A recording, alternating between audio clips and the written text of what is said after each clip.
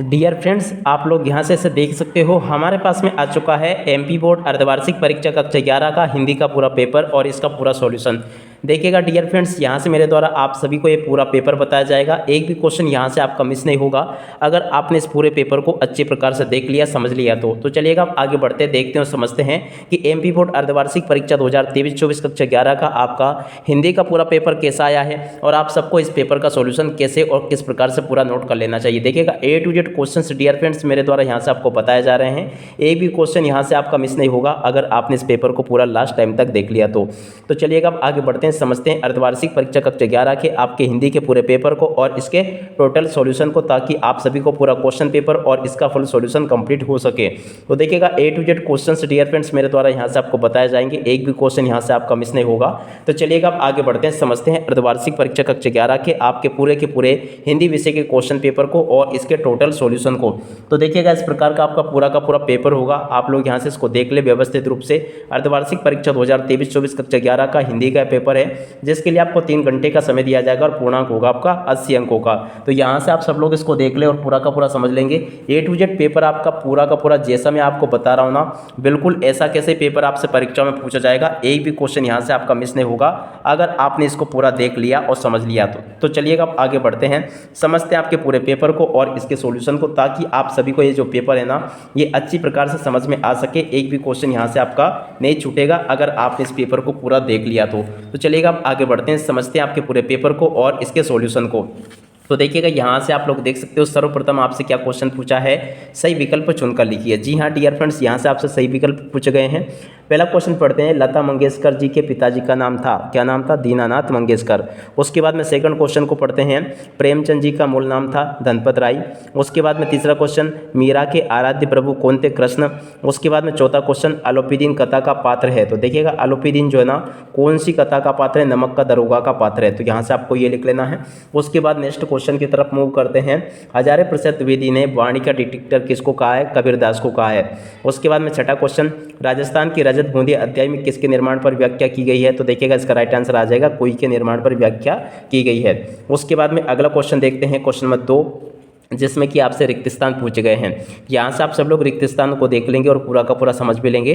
तो चलिएगा आप आगे बढ़ते हैं, समझते हैं आपके रिक्त स्थानों को। पहला क्वेश्चन, मियाँ नसरुद्दीन तरह की रोटियां बनाना जानते थे। तो यहाँ पर आपको 56 लिख लेना है।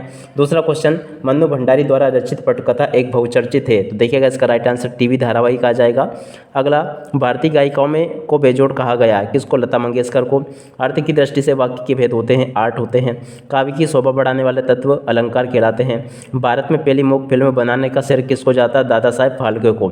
जिसके समान कोई दूसरा ना हो उसके लिए एक शब्द। तो देखिएगा उसके लिए एक शब्द हो जाएगा अद्वितीय। देखिएगा ए टू जेड क्वेश्चंस मेरे द्वारा यहाँ से आपको बताए जा रहे हैं। एक भी क्वेश्चन यहाँ से आपका मिस नहीं होगा अगर आपने पूरा वीडियो लास्ट टाइम तक देखा तो देखिएगा क्वेश्चन नंबर 3 में आपको जोड़ी देखने को मिल जाएगी। आप सब लोग यहाँ से जोड़ी को देख ले डियर फ्रेंड्स और पूरा का पूरा समझ लेंगे। तो देखिएगा जोड़ी का मिलान आपको कैसे करना। पहले नंबर का क्वेश्चन, इसकी जोड़ी का मिलान अनुपम मिश्र से हो जाएगा।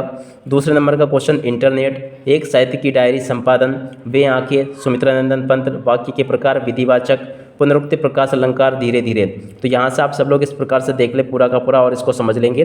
अब डियर फ्रेंड्स चलिएगा आप आगे बढ़ते हैं और आगे के क्वेश्चंस और उन सभी क्वेश्चंस के आंसर को देखते हैं।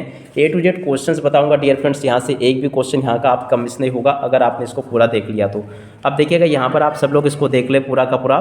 सत्य असत्य बताइए। सत्य असत्य में पहला क्वेश्चन, स्पीति हिमाचल प्रदेश के लाहौल स्पीति जिले की तहसील है, ये बिल्कुल सत्य होगा।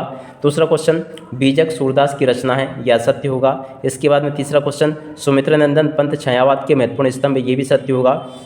उसके बाद में अगला क्वेश्चन, भारत में टेलीविज़न की शुरुआत 15 सितंबर 1959 को हुई, ये भी आपका सत्य होगा। पांचवा क्वेश्चन, भागीरथी, मंदाकिनी, सुरसारी इत्यादि शब्द गंगा के पर्यायवाची, ये भी सत्य होगा। छठा क्वेश्चन, अश्रु शब्द का तद्भव आँख है, ये भी आपका असत्य हो जाएगा। तो ऐसा आप सब लोग यहाँ तक के क्वेश्चंस को देख लेंगे। उसके बाद में आगे क्वेश्चन देखते हैं, क्वेश्चन नंबर 5, जिसमें कि आपसे एक शब्द या फिर एक वाक्य में उत्तर पूछे जाएंगे। पहला क्वेश्चन, पालर पानी और पाताल पानी के बीच का तीसरा रूप कौन सा? तो देखिएगा इसका राइट आंसर आ जाएगा रेजाड़ी पानी। दूसरा क्वेश्चन, छंद कितने प्रकार के होते हैं? 2 प्रकार के होते हैं। रस के कितने अंग? 4 अंग। जनसंचार के कोई 3 माध्यम लिखिए। तो देखिएगा रेडियो, टीवी और समाचार पत्र जनसंचार के माध्यम होंगे। पांचवा क्वेश्चन, मेरे तो गिरधर गोपाल पंक्ति किस कवित्री की है? मीराबाई की है।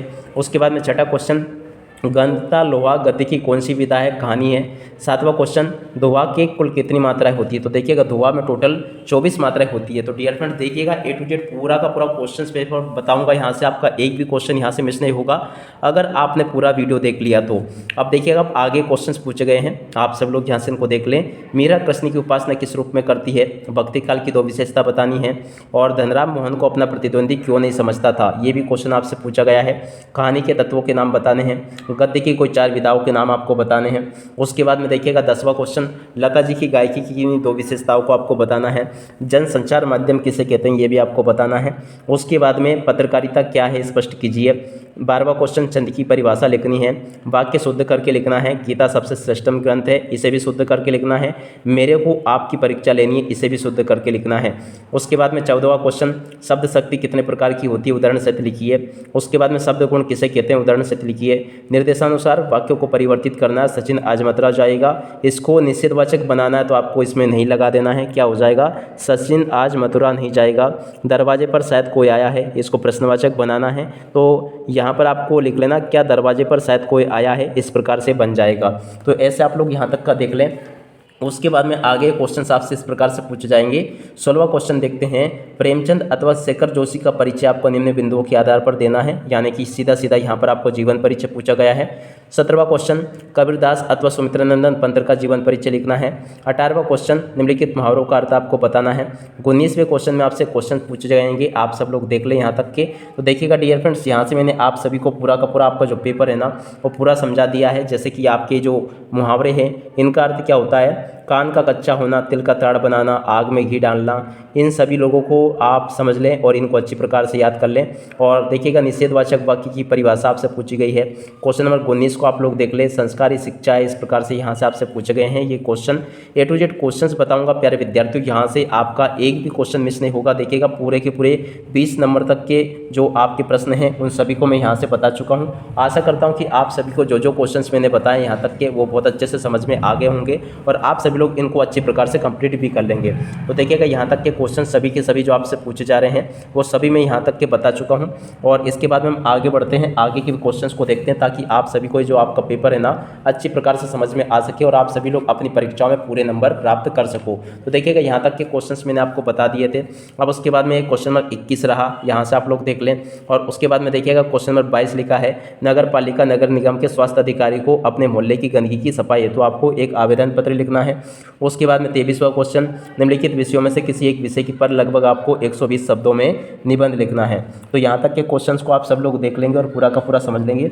ए टू जेड क्वेश्चंस प्यारे दोस्तों यहाँ पर आपसे इसी प्रकार से पूछे जाएंगे जैसा कि मैंने आपको बताया है। तो आप सब लोग इसको कंप्लीट कर ले अच्छे से और इसको जैसा मैंने बताया ना आप सब लोग इस प्रकार से इसको समझ लें। अब डियर फ्रेंड्स इसी के साथ इस वीडियो को यहीं पर पूरा करते हैं। Bye bye.